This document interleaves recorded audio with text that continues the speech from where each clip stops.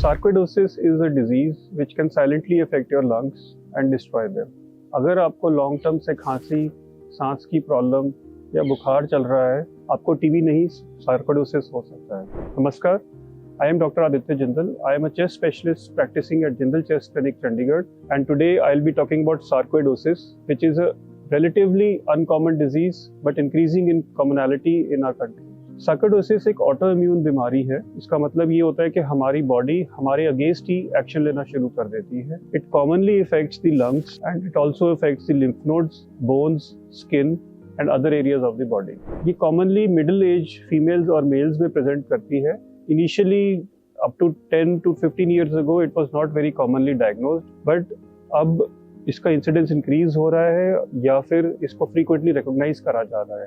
जो इसके सिम्टम्स हैं they are very common with tuberculosis के खांसी आना, सांस की दिक्कत होना, लंबे समय से बुखार चलना, वेट लॉस होना। तो बहुत सारे जो ऐसे मरीज होते हैं उनको टीबी की ट्रीटमेंट दी जाती है क्योंकि सार्कोइडोसिस को डायग्नोज करना इतना आसान नहीं है। बट ज़्यादातर इस तरह के जो मरीज़ हैं वो टीबी की ट्रीटमेंट से फेल हो जाते हैं, मतलब कि उनको टीबी की ट्रीटमेंट का कोई असर नहीं आता। तो उसके बाद इनका रेफरल होता है टू ए स्पेशलिस्ट डॉक्टर, जो चेस्ट स्पेशलिस्ट के पास, वहाँ पर फिर इस बीमारी का डायग्नोसिस होता है। तो सार्कोइडोसिस और टीबी इतने मिलते जुलते हैं कि क्लिनिकल सिम्टम से लेके एक्सरे, सीटी पिक्चर तक इनकी बहुत ज़्यादा सिमिलैरिटी है। सबसे मुश्किल जो काम होता है सार्कोइडोसिस में डायग्नोसिस बनाने का, वो इसलिए होता है कि सार्कोइडोसिस के लिए अपने आप का कोई स्पेसिफिक टेस्ट नहीं है। There is no specific test which can pin point sarcoidosis. हम इसको कहते हैं it is a diagnosis of exclusion, मतलब कि जो बाकी सारी बीमारियां हैं उनको एक्सक्लूड करके, उनको sort of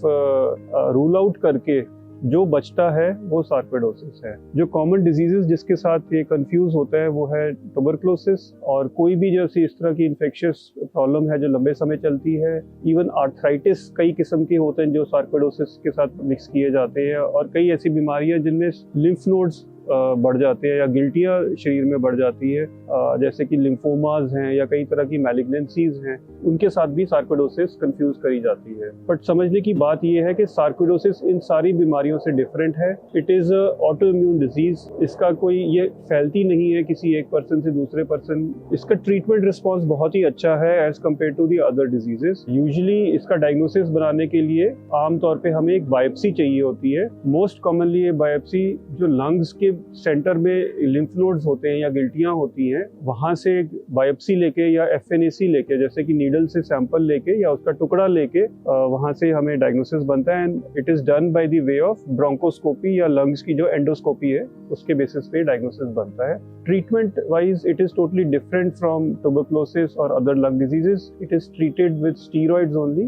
and it has a very good treatment response to steroids. Treatment usually 3 to 6 months चलती है। Most of the patients respond very well to this disease.